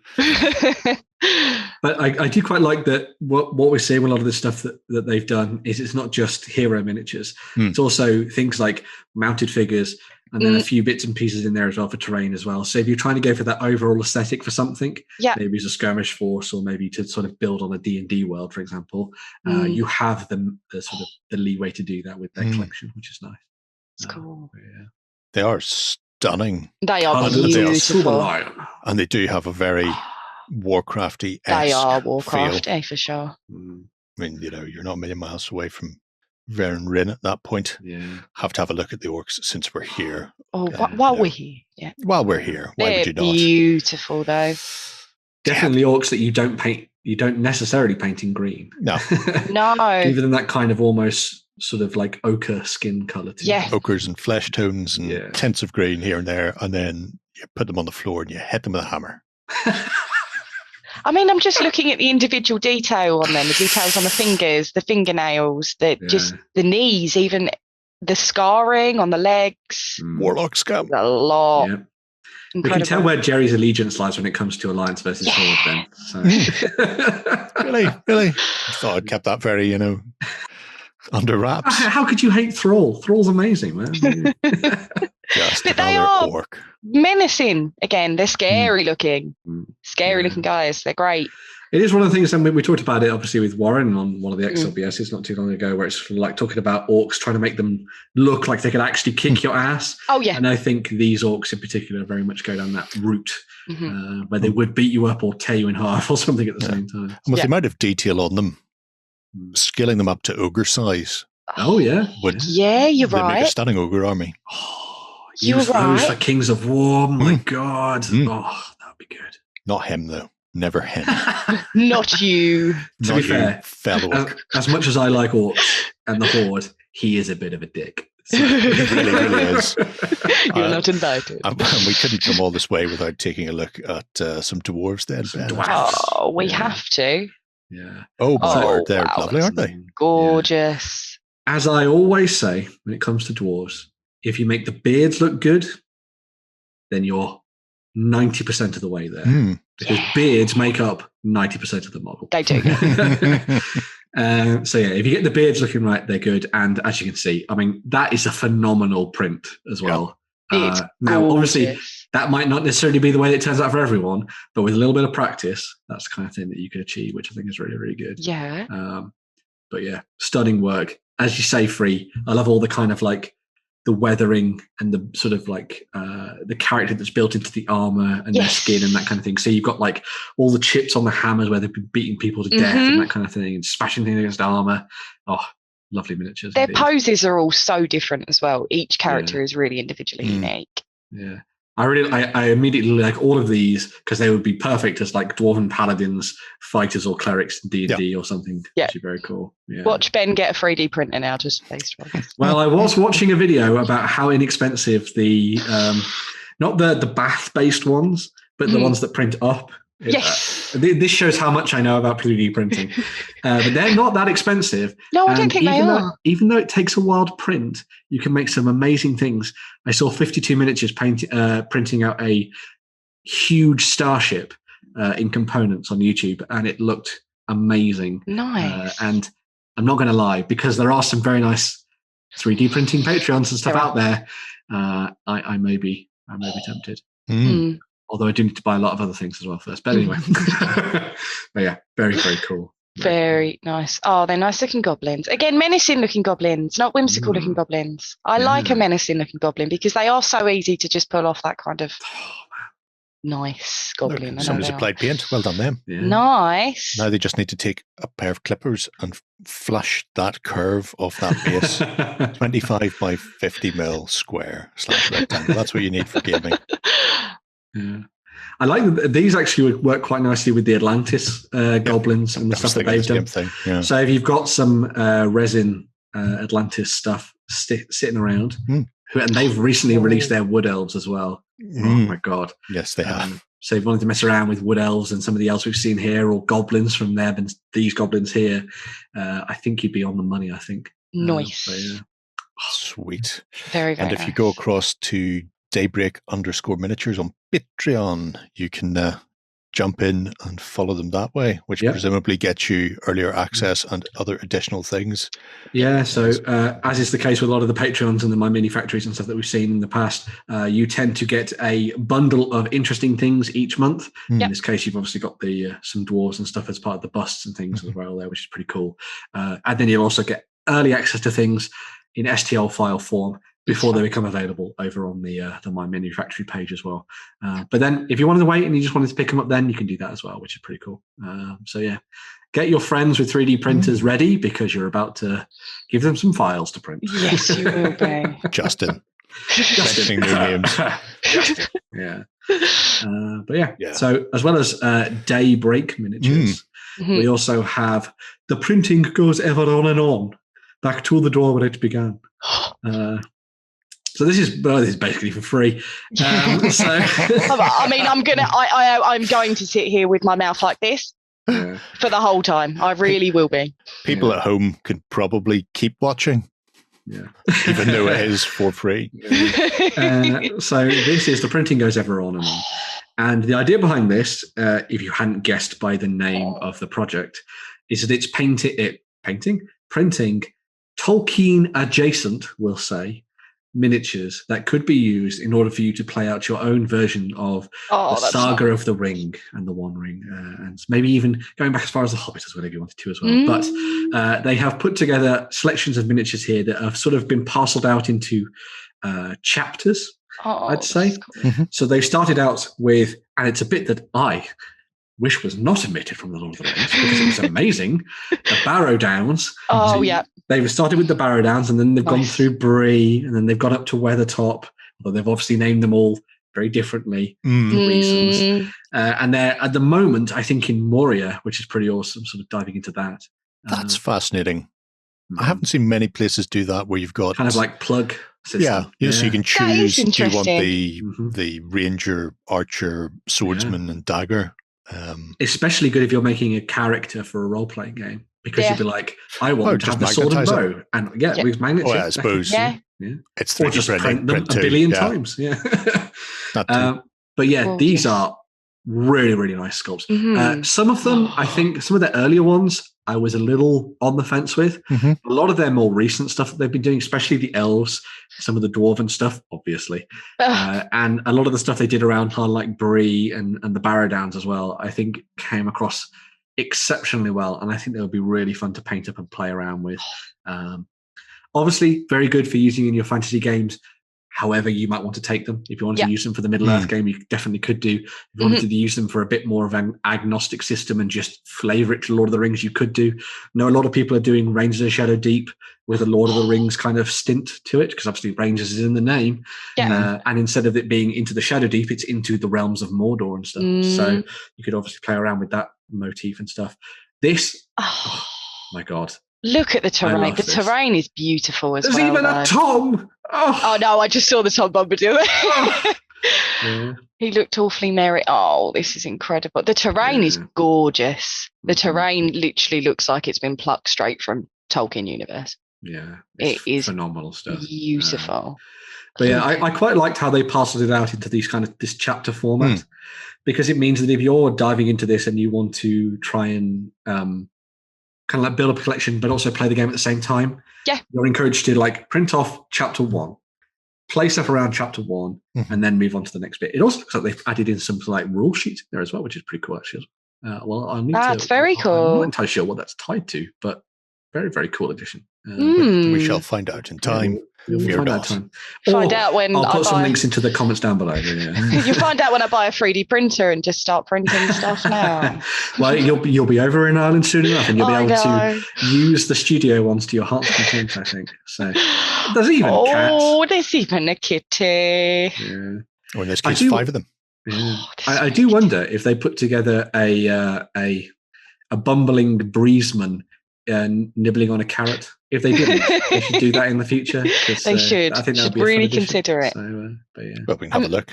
We can. Yeah. Oh yeah, you're in the brie. I see a man with vegetables, but your halfling trader. See, there's somebody enjoying themselves. Put on your best Strider in the corner.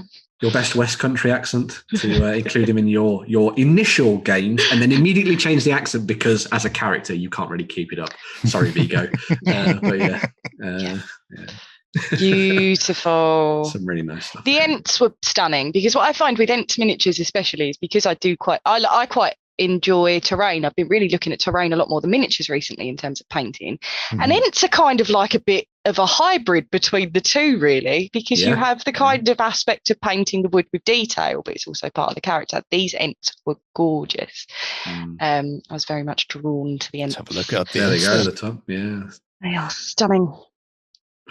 Tree ants, they're called in this. It's much bigger than ants. Yeah. I quite like the way that they did these as well, because obviously you've got one of the things, obviously, when you look at the Tolkien version of the ants. The ants. They're tied to a particular type of tree. Yes. Yeah. And I like that that's something that's been done and sort of played around with here. So you've got kind of almost like the willow Maiden almost as well, which is pretty awesome.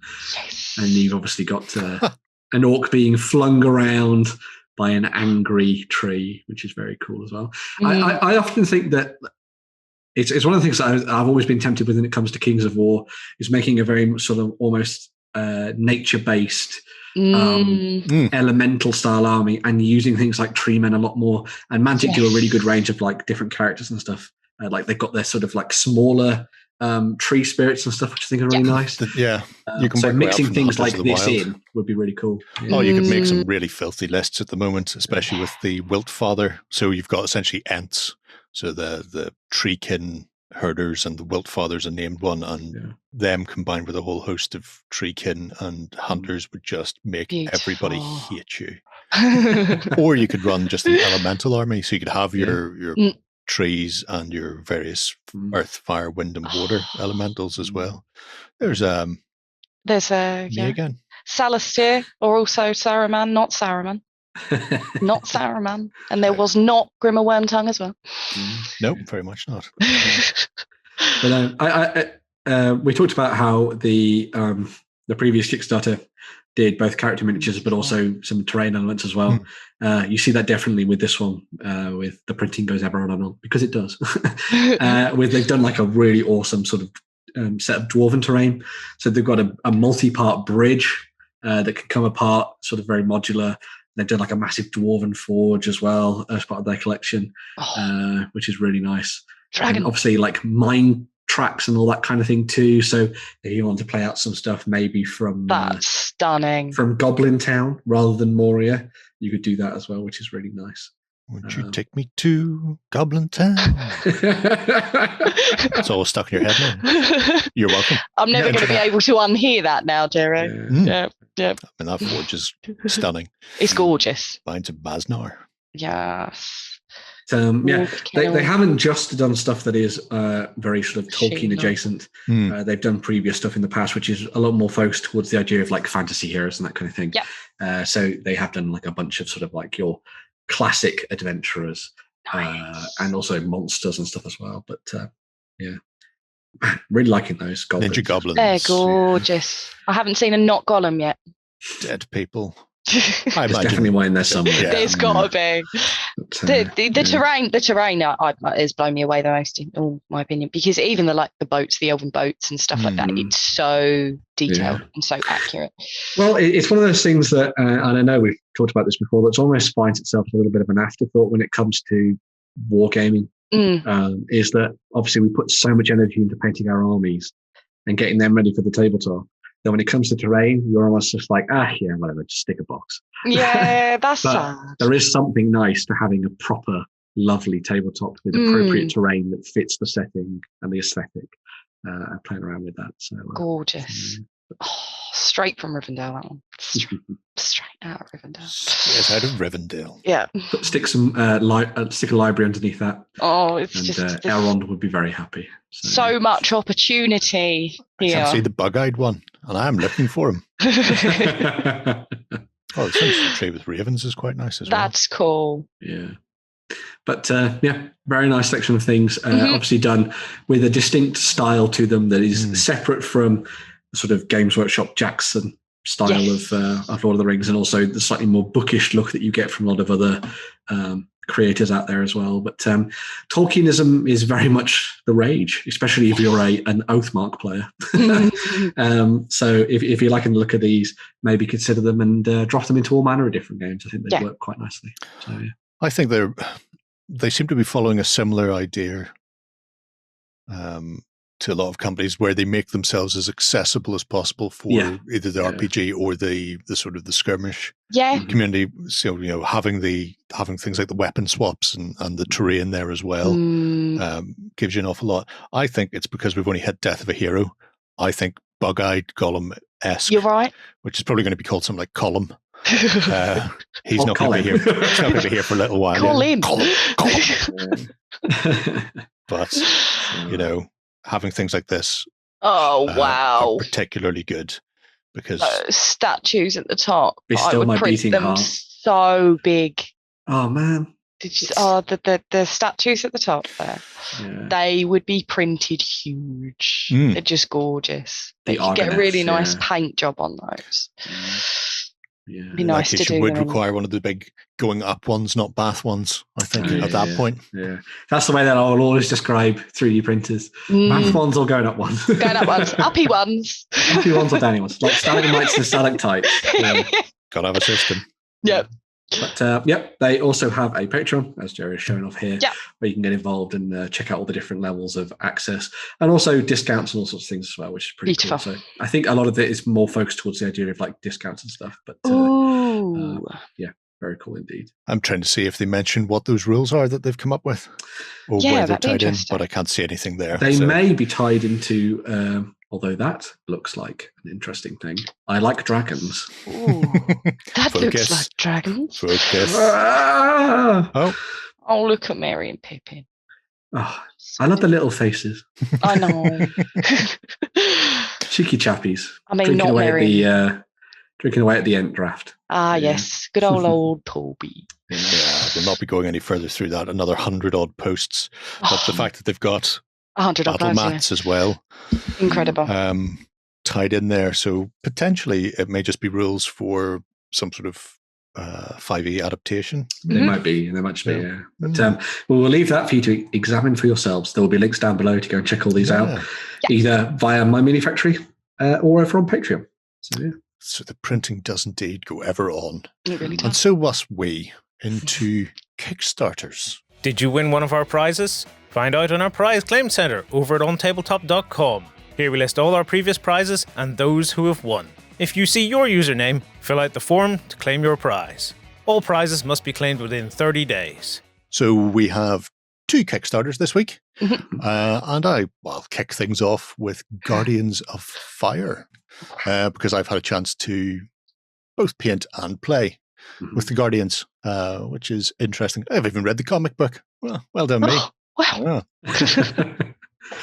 So this is currently on Kickstarter from MMG, and it is a narrative dungeon crawl set around the sort of 1100s, 1200s ish neck of the woods in Persia, and it's all about the fight of light against darkness, because at the end of the day, what else is there but light and darkness? So it's a one against many. Right. They do suggest that you always play with the maximum number of characters, but that can be quite heavy going, as I think showed in our gameplay bit, because there's a lot going on with the game itself. You're not just moving and attacking a character when you're playing the Angra Mainyu player. The darkness is in control of kind of what's happening as you explore the dungeon and try and find the plot progression to solve the mystery that's within it, because you are the Guardians of Fire, a member of a brotherhood of Zoroastrians, monks of light, if you will, and you uncover a plot by the darkness. They're not demons and angels; they have different terms in that. And religion. Also not the band.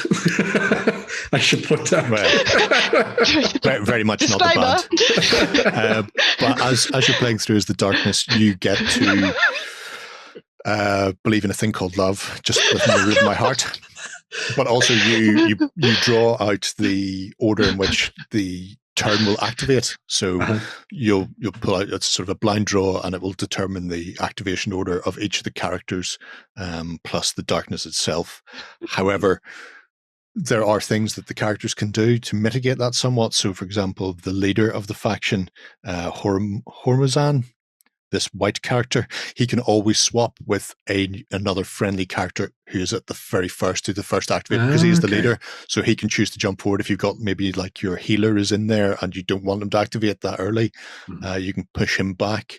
Some of the ones like Ashran, the Seeker, if he's the last, he can replace his token with any other token, including the darkness, including Mayu, forcing him to be the last one to activate in a round. So you've got that to deal with. And then when you're actually playing yourself, you have a finite amount of actions, but you draw those as well, depending on whether you draw out a action token, a light focus token, or a darkness token.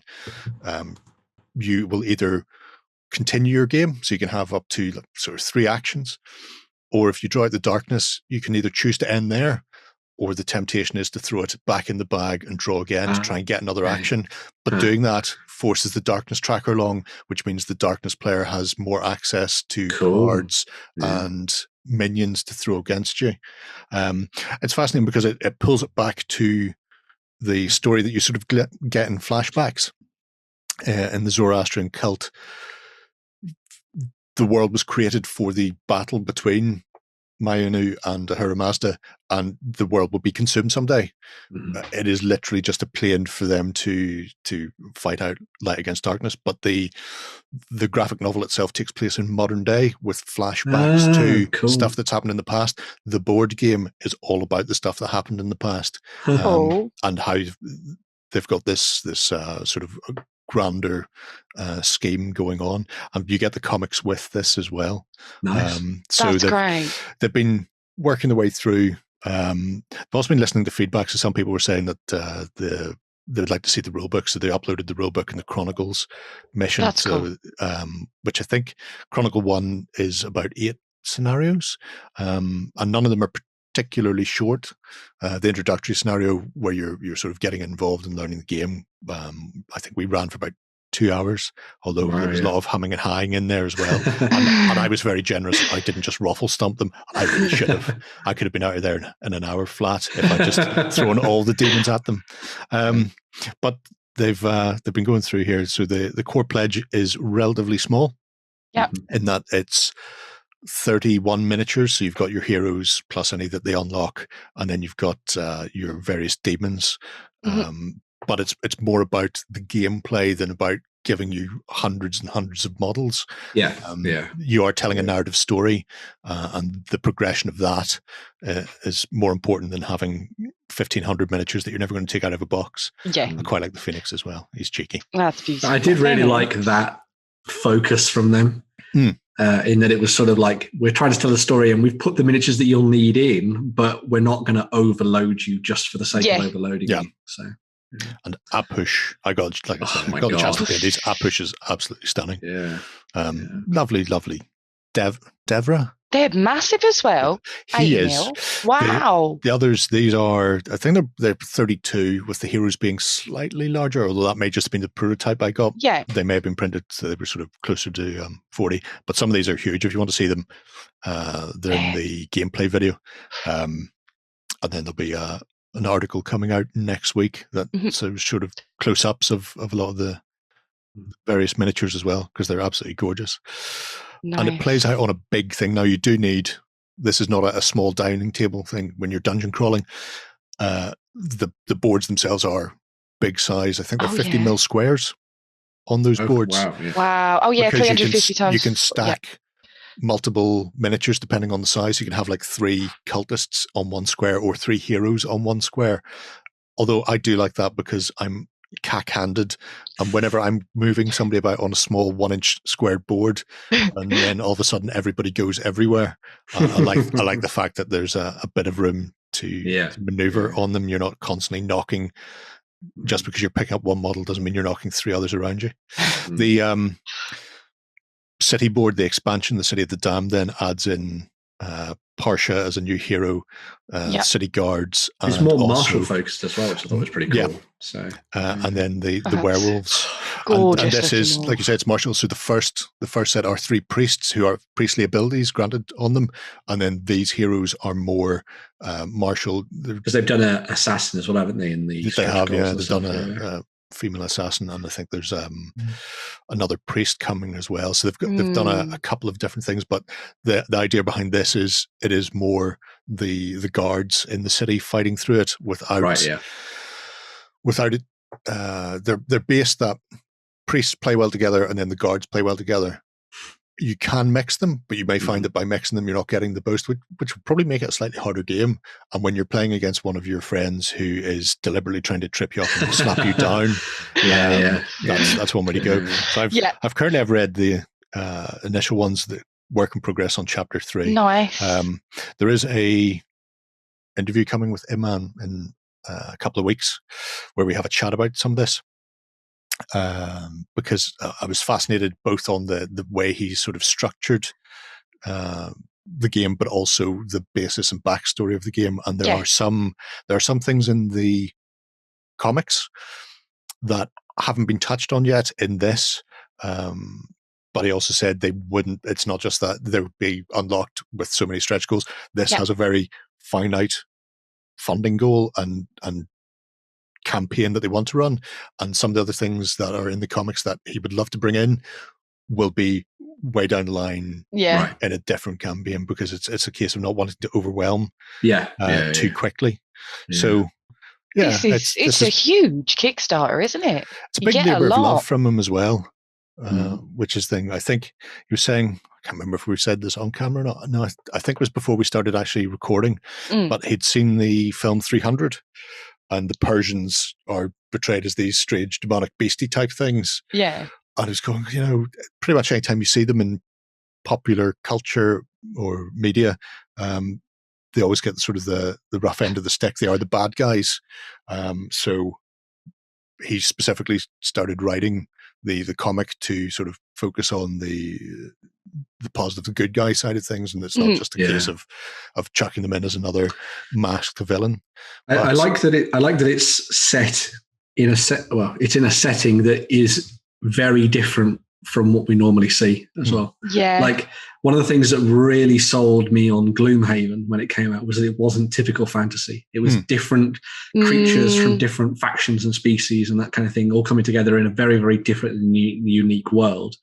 And then whilst this one is still set within almost our understanding of our reality and history, it's also drawing on a mythology that probably a lot of people don't really know about.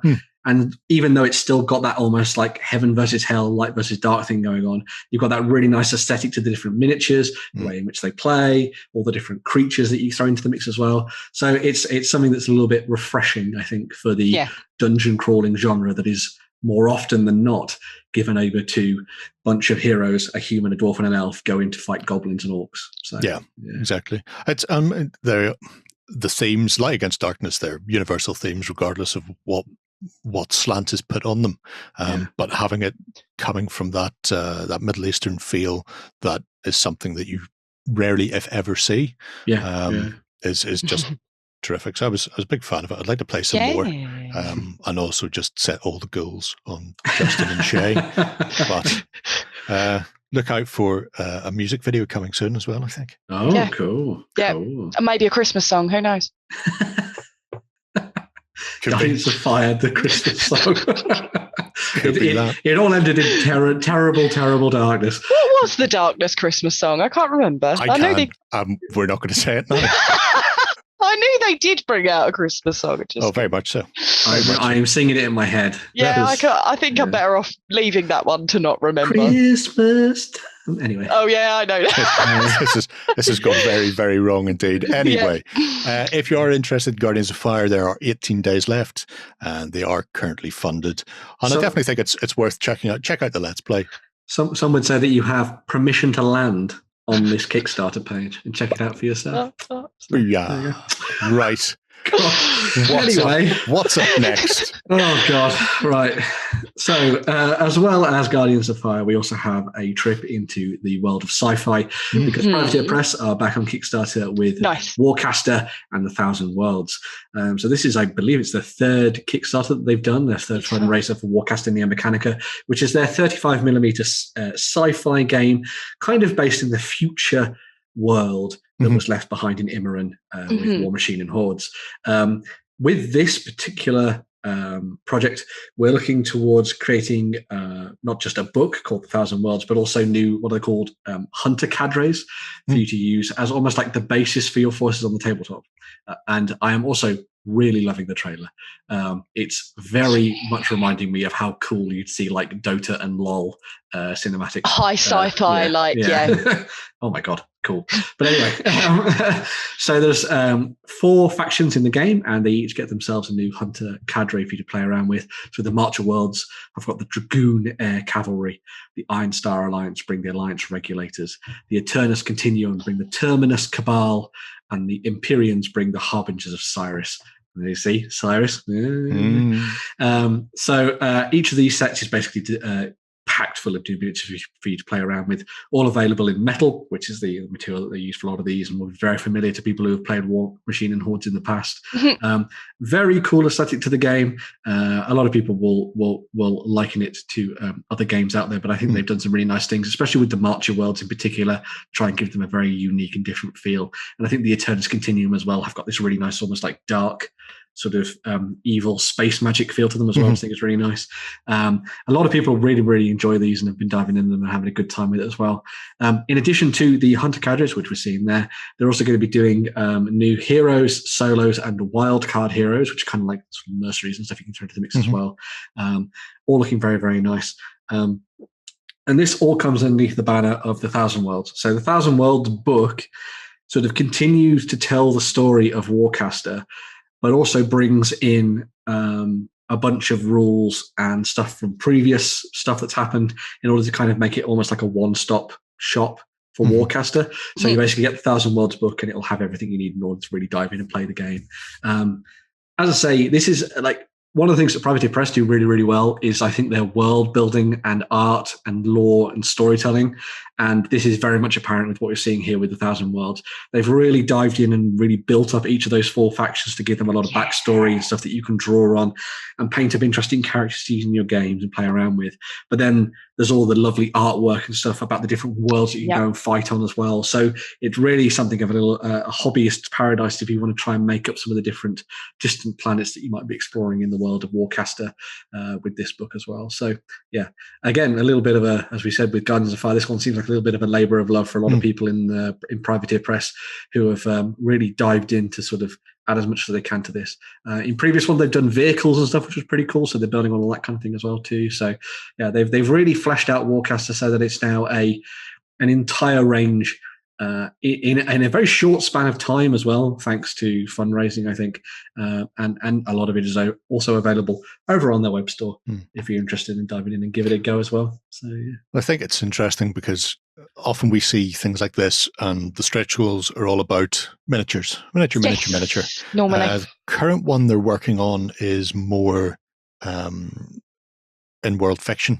Yes, and also I think, well, probably by the time you see this, it will be finished. But the backers have chances to vote as well for some of that fiction that's going in, so that you can kind of shape what comes next. And if there's things that people have come across that they want more detail on, then you get a chance to, sort of forward your cause for that and try and get the world that you want to see developed. So it's, it's really key for people who are getting into Warcaster if they're going, well, I've already got this world. I think this is a really unique aspect, and I'd like to hear more about this. Yeah. And then, if there's enough people on board with you, then it's potentially the direction they'll go and give you that sort of backstory you're after. I really love when publishers talk to their community when Kickstarter's alive, because it seems like they constantly improve and they want to give people what they want. And that's really nice that Privateer Press are doing. Yeah. Justin had a look at the sets when they first came out for their first Kickstarter, and he was really impressed with the miniatures. And I think he really liked the changes that they'd made to the core mechanics. So a lot of it is very familiar, but they changed the way in which you sort of approach it, because like the Warcaster that you'd normally find in sort of War Machine and Hordes is you in the game, and it's almost like you have the general's eye view of the tabletop instead of you almost being represented by a Warcaster on the tabletop itself. And so you actually have to bring down elements of your forces onto the tabletop and play it out on a little bit more of a dynamic feel than you'd see a normal skirmishy war game, which I think is really nice. That's gorgeous. So it's definitely one to look at if you are like a fan of the kind of mechanics that Privateer Press play around with, and obviously if you like their aesthetic and the miniatures they produce as well. So, fantastic stuff. So for that campaign, there is currently 13 days left, so just under 2 weeks, and also well funded. And 18 days left for Guardians of Fire, as you've seen this as well. So there you go, folks. That's your news. You're all up to date. You can relax for the rest of the weekend. Then it all starts again on Monday. But if you want to join us over on the OnTableTop site for our XLBS show on Sunday morning, where you can get a sort of more relaxing chat as we have a ganch about what we've been up to hobby-wise with the community, then please feel free to join us over there. You can sign up for a 30-day trial. Failing that, we'll see you in the comments and again next Friday. But until then, enjoy your weekend. Go ahead and check out our other content on screen now. And while you're at it, why not hit subscribe and remember to ding our dong. Go on, you know you want to click it. Go on.